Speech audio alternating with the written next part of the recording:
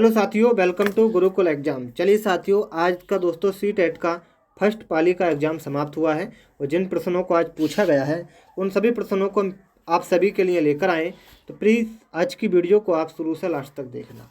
आज का पहले प्रश्न में आपसे पूछा गया था कि निम्नलिखित में से किसने सामाजिक अधिगम सिद्धांत का प्रतिपादन किया था। तो ये किया था बंदूर और वोल्ट्स ने। किसने साथियों?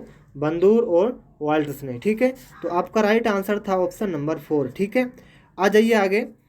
आगे आपसे पूछा गया था कि विकास के संबंध में निम्नलिखित में से कौन सा कथन जो है वो सत्य नहीं है। तो इस प्रश्न का सही आंसर था किसी बच्चे में बुद्धि और विकास की गति को ध्यान में रखकर उसे आगे बढ़ाने की दिशा और स्वरूप के बारे में भविष्यवाणी नहीं की जा सकती। तो सही आंसर था ऑप्शन नंबर 3। आगे आपसे पूछा गया था उच्च प्राथमिक स्तर के बालक की विशेषता नहीं है। उच्च प्राथमिक स्तर के बालक की विशेषता नहीं है, वो है डेटिंग करना। क्या साथियों? डेटिंग करना। आ जाइए आगे। आगे पूछा गया प्रतिदृदनात्मक समाजीकरण की अवस्था कहा जाता है। प्रतिदृदनात्मक समाजीकरण की अवस्था कहा जाता है, ये कहा जाता है बाल्यावस्था को। किसको साथियों? बाल्यावस्था को। ठीक है, आगे आपसे पूछा गया था निचली कक्षाओं में बच्चे विभिन्न प्रकार के खेल क्रियाओं में अपने खिलौनों को दूसरे के साथ मिल बांट कर खेलते हैं। इससे बच्चों में समाजीकरण की किस प्रक्रिया का विकास होता है? तो उस प्रक्रिया को हम क्या कहेंगे?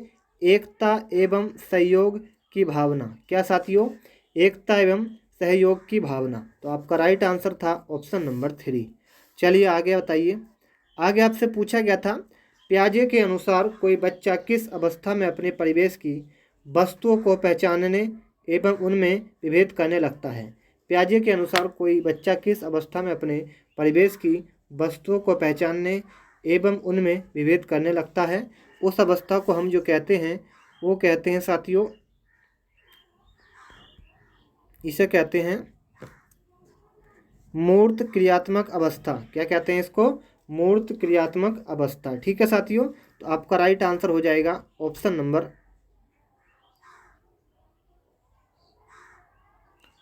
चलिए, ऑप्शन नंबर 3 इस प्रश्न का राइट आंसर हो जाएगा आपका। चलिए आगे पूछा गया था पियाजे ने किसी बच्चे के विचारों में नए विचारों का समावेश हो जाने को क्या कहा है? तो पियाजे ने किसी बच्चे के विचारों में नए विचारों का समावेश हो जाने को क्या कहा है? उसको कहा है सातवीकरण। क्या साथियों? सातवीकरण। ठीक है, चलिए आगे पूछा गया है वर्तमान समय में बाल केंद्रित शिक्षा पर जोर दिया जाता है। निम्नलिखित में से कौन सी बाल केंद्रित शिक्षा की विशेषता नहीं है? तो वो है आपकी बालक को केवल तथ्यात्मक ज्ञान से अवगत कराने पर जोर देना। तो राइट आंसर ऑप्शन नंबर 3 हो जाएगा। ये वीडियो की PDF आपको मिलेगी हमारे टेलीग्राम पर, जिसका लिंक हमने आपको डिस्क्रिप्शन में दे दिया है। तो जाइए डिस्क्रिप्शन को चेक करके हमसे टेलीग्राम से भी जुड़ जाना। एक बालक जिसकी आयु 15 वर्ष है, यदि उसकी मानसिक आयु 18 वर्ष हो तो आप उसकी बुद्धि लुब्धि होगी। तो साथियों मैं आपको बता दूं इसका समय होता है 120 दिन का। ठीक है, 120 दिन। आगे आप पूछा गया था निम्नलिखित में से किस कथन से बुद्धि एवं बुद्धि परीक्षण के महत्व का पता चलता है? उसको हम क्या कहते हैं साथियों? उसे हम कहते हैं उपरोक्त सभी जो कथन है बुद्धि परीक्षण का महत्व का पता चलता है, यानी कि ये विकल्प भी, ये भी और ये भी। ठीक है, तीनों विकल्प आपके सही हो जाएंगे। राइट आंसर 4 हो जाएगा। आगे पूछा गया आकलन को उपयोगी और रोचक प्रक्रिया बनाने के लिए एक शिक्षक को अपने निम्न में से किसके प्रति सचेत रहना चाहिए? तो किसके प्रति रहना चाहिए साथियों? ये रहना चाहिए आप सभी के शैक्षिक और सह शैक्षिक क्षेत्र छात्रों के सीखने के बारे में जानकारी प्राप्त करने के लिए विविध तरीकों का प्रयोग करना। ठीक है, तो राइट आंसर होगा 3। आ जाइए आगे। आगे पूछा गया चिंतन की दृष्टि से किसी बच्चे में सर्वश्रेष्ठ चिंतन है। चिंतन की दृष्टि से किसी बच्चे में सर्वश्रेष्ठ चिंतन जो है वो है आपका सभी का क्या हो जाएगा? प्रत्यात्मक। क्या होगा साथियों? प्रत्यात्मक चिंतन। ठीक है, चलिए आगे आ जाइए। आगे पूछा गया एक शिक्षक को अनुसूचित जाति के क्षेत्र के साथ कैसा व्यवहार करना चाहिए? इम्पोर्टेंट प्रश्न है, नोट कर लेना कि एक शिक्षक को अनुसूचित जाति के छात्र के साथ कैसा व्यवहार करना चाहिए। सभी बालकों के समान शैक्षिक अवसरों की समानता, ठीक है, ना कि भेदभाव का भाव रखना चाहिए, ठीक है। राइट आंसर ए हो जाएगा। चलिए आगे पूछा गया है, आप अपनी कक्षा में अधिगम को सरल बनाने के लिए दृश्य सामग्री का प्रयोग करते हैं। ऐसी स्थिति में कक्षा के किन छात्रों को सबसे कम लाभ होगा?